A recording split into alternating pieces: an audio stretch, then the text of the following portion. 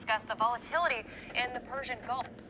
Russia has called a special session of the UN Security Council today to discuss the volatility in the Persian Gulf and what can be done to stop the potential escalation of any more possible violence or even a war. RT correspondent John Huddy is joining us from the Miami studio with more on this. So, John, what was discussed in today's meeting?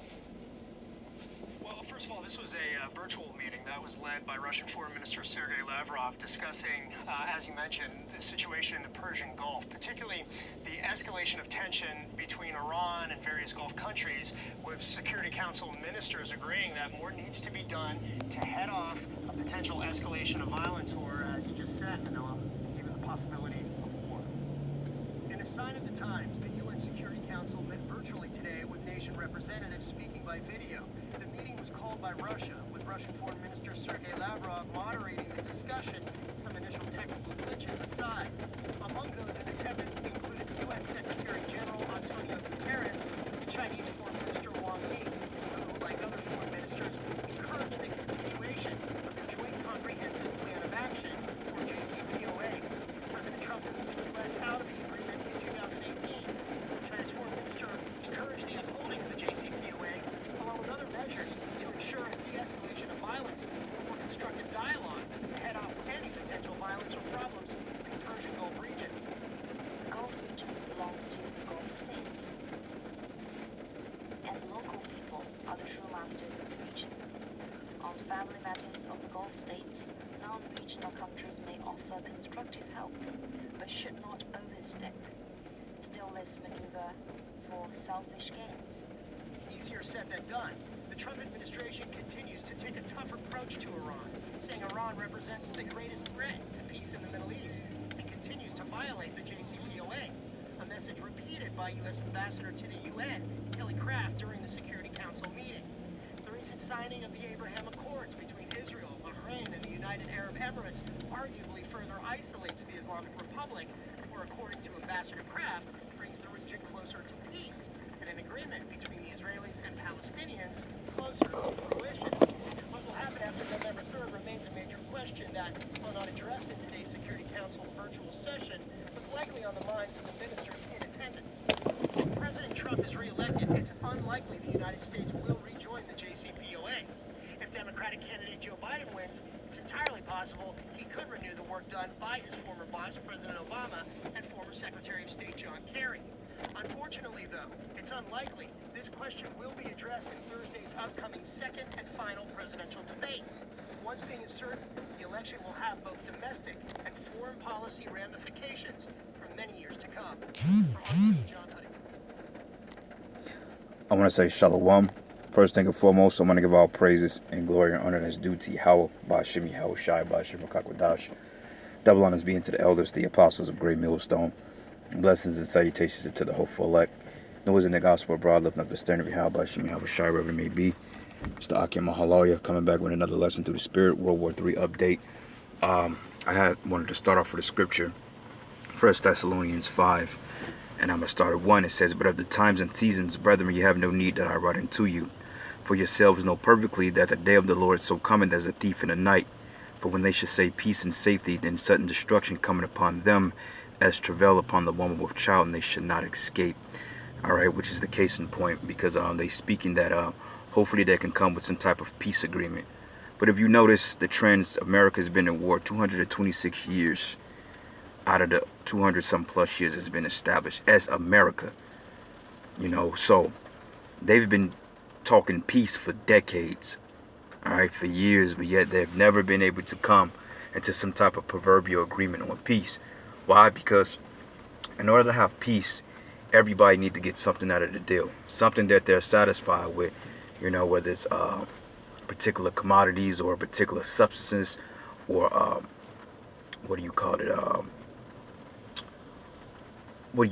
resources. But Esau Edom is not the type of person that will share valuable resources with other nations, especially when he feels like he's going to get shorted in the end. Because remember, you're dealing with the unfair demon that knows nothing but take.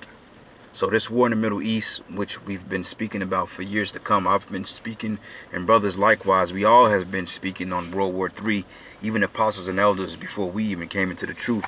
they were speaking about the Third World War taking place in the Middle East, and that was going to happen after the introduction of the RFID chip, which is the mark of the beast. All right, and if you look at everything was happening with COVID, with the forced inoculations, with the economic collapse, and Sweden microchipping people soon to come to the farther parts of the West, everything is happening on point. All right, everything is happening up until the T that the scriptures have talked about, because, hey, we already know that we living in those times. All right, you got Iran out there talking about, well, America talking about Iran as the bigger threat. Then you got basically Russia that's going to back Iran because the scriptures say be a guard unto them. Then you're going to have China, which is going to side with those other nations. China, Iran, Russia, and those other nations. Turkey, you know, because the scriptures say prepare the way for the kings of the east. All right, and hey, that represents China. That represents Iran. Russia is going to be up in there because they're still part of the Eastern Bloc. If you know anything about the Eastern Bloc nations or the Soviet nations, that's why NATO was set up to counteract the Soviet Union, USSR. That's why they set up the NATO. All right. So World War III is going to end with nuclear missiles being shot over here in the West, because what's going to happen is that America, Babylon the Great, is going to do something crazy, which is going to get their allies to turn against them to shoot the rockets over here. My guess, in case in point, is doing an economic collapse, because this collapse that's coming is supposed to be worse of that of the Great Depression. And the crazy part about it is that it's going to be a controlled collapse. But once it gets out of control, that's like the Lord takes the wheel, then things are going to start to go left field. And then once the American economy or the American empire fully goes down, and they realize that this monetary system has had a negative effect on those of other global economies, I believe that's what's going to turn America's allies against them. I could be wrong, but through the spirit, that's what I believe. Because what other reasoning would they have outside of the monetary, without the economic woes that they've been facing due to America's poor money decisions or poor financial decisions they've been making? You know, been writing off companies, been sending them to the Middle East. You know, companies that they're going out of business. You know, they're liquidating everything. You know, because the money is not being backed by anything, and yet you got what you call oil, petroleum, that you're using as a backing, called the petrodollar. So outside of the dumb financial and the ruinous decisions that the West is making, that can be one reason I can see why, you know, Germany, the UK, you know, France, Luxembourg, Austria, all these other westernized allies of America, I can see them shooting missiles on this place due to them not being able to bounce back in the financial markets. I can very well see that. I believe that will happen. All right, but hey, only time will tell and see. All right, so yeah, while the world is being blinded by COVID, World War III is really blowing up, and that's going to catch a lot of people off guard. That's why we read peace and safety, you know, because this is Yahweh Bashim Yahweh Shah's determination to stir up the pot. So, matter of fact, let me get that. This is the book of Zephaniah, the 3rd chapter, 5th verse. All right. So, matter of fact, nope, 8. It says, therefore, wait on me, says Yahweh, until the day that I rise up to the prey. For my determination is to gather the nations that I may assemble the kingdoms. This is what you're seeing happening. Like in the video, hey, you had Russia, China, Iran. Okay, going back into Ezekiel, the 38th chapter. These are the pivotal nations that's going to play a pivotal downfall in the Western nations. And of course, all the other allies as well. But it says, therefore wait ye upon me, says Yahweh Bashim Yahweh Shah. It says the Lord, until the day that I rise up to the prey. The prey is Esau, Edom. It says, for my determination is to gather the nations that I may assemble the kingdoms. He's talking about the other nations. Matthew 24, kingdom against kingdom, nation against nation. It says to pour upon them my indignation, even all my fierce anger. For all the earth should be devoured with the fire of my jealousy. Okay? So this is talking about Third World War. All right? And it says, for then I would turn to the people a pure language, that they may call upon the name of the Lord to serve him one consent. All right, this is going into, even though, you know, we have the Hebrew, but this is going into the rest of the Israelites too, because the rest of our people, they don't understand the names of the Lord, nor do they have the Lashon Kodash. That's why it says with one consent. All right, because after this society is broken down, after it's brought back from war, parts of the world that's destroyed will be built back up. And through the Spirit, man, hey, we're going to serve the Lord with one consent. You know, and that's coming very soon.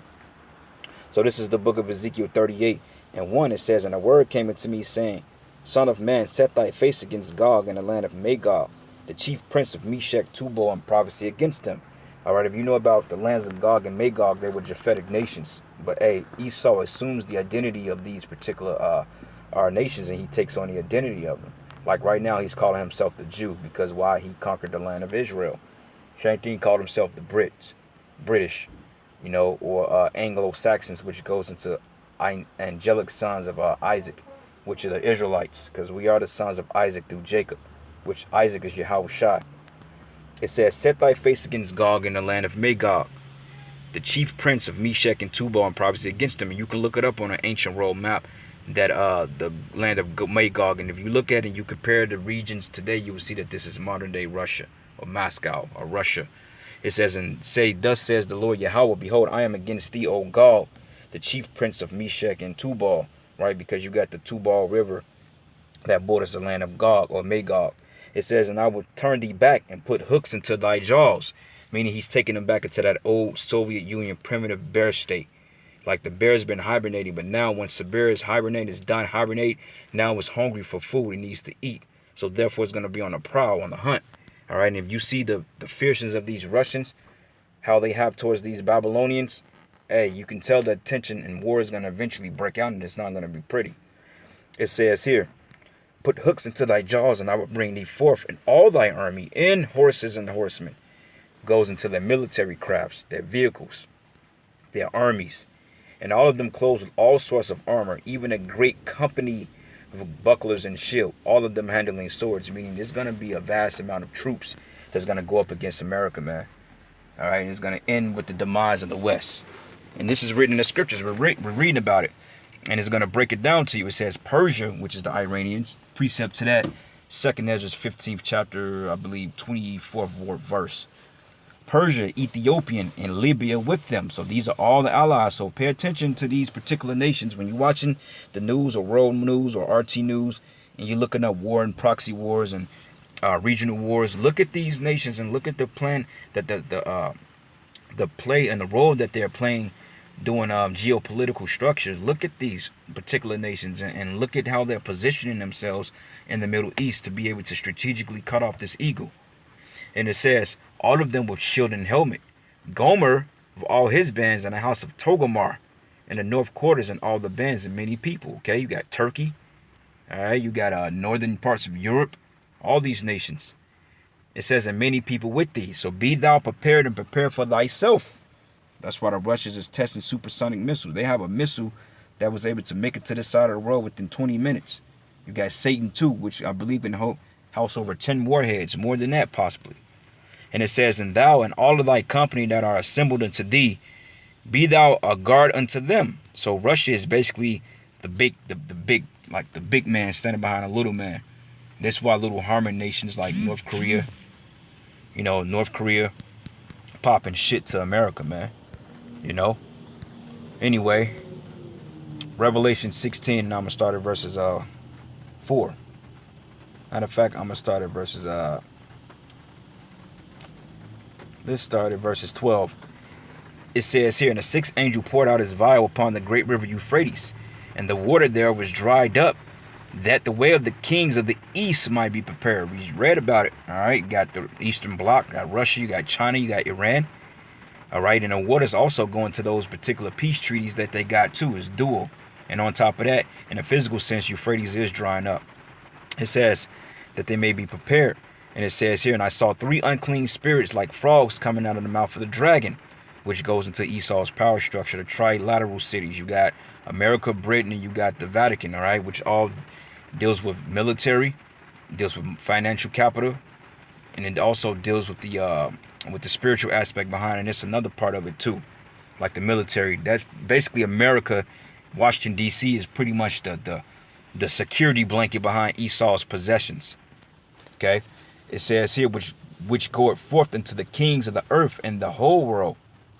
No, matter of fact, it says coming out of the mouth of the dragon, and out of the mouth of the beast, and out of the mouth of the false prophet. Okay, got the dragon, you got the beast, which the beast goes into their military, and out of the mouth of the false prophet, the Vatican. It says, for they are the spirits of devils working miracles which go forth unto the kings of the earth for the whole world, to gather them to the battle of the great power almighty, World War III. So behold, I come as a thief. Meaning, while everybody's focused on COVID, this is going to happen like this, man. Because as soon as they introduce the RFID chip, you better believe that you're going to already have particular key factions of nations that's going to be in place that this war is going to get started. So, hey, just speaking just as a man, let's just say the chip is instituted in January of next year. Hey, we could see the Third World War by the next month or the next 2 months. But it ain't going to be no years because, hey, the Lord is merciful for his elect. That's why the scriptures say, for the elect's sake, those days were short. It says they are working miracles which go forth unto the kings of the earth and of the whole world, to gather them to battle with the great day of the power almighty. But behold, I come as a thief, and blessed is he that watcheth and keepeth his garments. And we're watching. This is why the videos are going out. Lest he walk naked and they see his shame. And they gathered them together into a place called in the Hebrew tongue Armageddon, which it goes into the Hebrew word Harmagogon, which means mountain of troops. And the seventh angel poured out his vial into the air, and there came a great voice out of the temple of heaven from the throne, saying, It is done. And there were voices and thunders and lightnings, and there was a great earthquake, such as was not since men were upon the earth, so mighty an earthquake and so great. And the great city was divided into 3 parts, and the cities of the nations fell. And great Babylon became in remembrance before the Most High, to give her unto the cup of the wine of the fierceness of his wrath. And every island fled away, and the mountains were not found, which the governments, they fell. And there fell upon men a great hell out of heaven, every stone about the weight of a talent. And men blasphemed the Most High because of the plague of hell. But the plague thereof was exceedingly great. And that goes into those nuclear missiles being dropped, and also those chariots, man. Okay? Those laser beams from those chariots. But anyway, with that, all praises and glory and honor that's due to Yahweh Bashim Yahushai. And with that, Shalom and the Baba Lord's will you edified. Shalom.